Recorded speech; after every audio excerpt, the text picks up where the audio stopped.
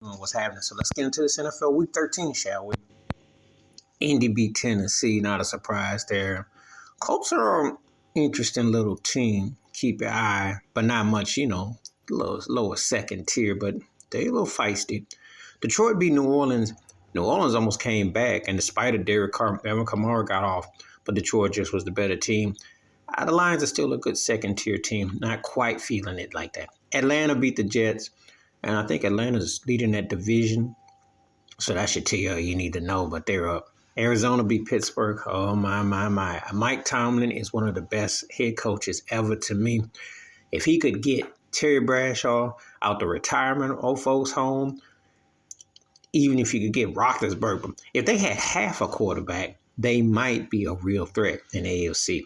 This not acceptable. Miami spanked Washington. That ain't no surprise. Tyreek Hill looking like he might have 2K as far as receiving, and he is a beast and a freak. And Tua's looking good. That offense is scary.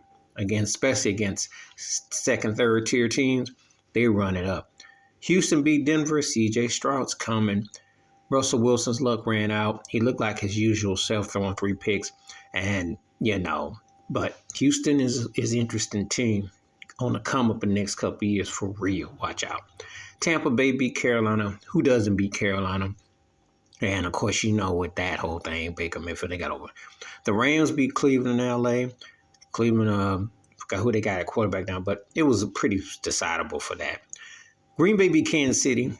There was a suspect, no pass interference call, which was a bad call, but that ain't why Kansas City lost the game. Cats is not catching balls.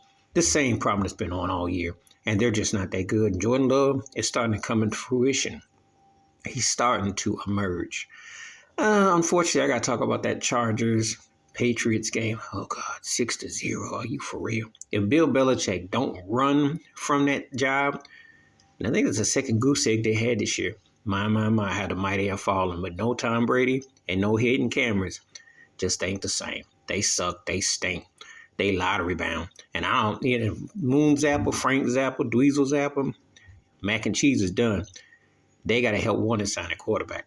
My, how the mighty have fallen. Dallas beat Seattle. That was a great last Thursday game. Seattle should have won the game. Dak Prescott was balling. Geno Smith was balling. That's the best offense Seattle played all year. Just got to finish up that game because those two teams ain't that far off. That was a very intriguing game. San Francisco blew out Philly. I knew Frisco's talent was the best in the NFC, if not all the NFL. I just didn't know that everybody was going to show up. But McCaffrey came up big. Of course, Debo.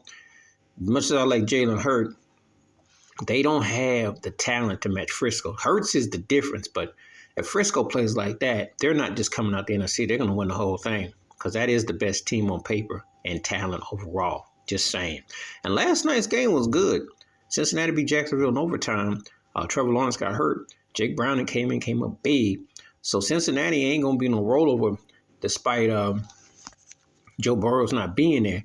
Don't take them for cotton candy. They very much, still going to be playing. They just going to be streaky, which they are. So I think I covered everybody in the NFL, and those was pretty much what happened. It was a pretty entertaining week in some games. Some things weren't, and some things were continuation of what you've seen before.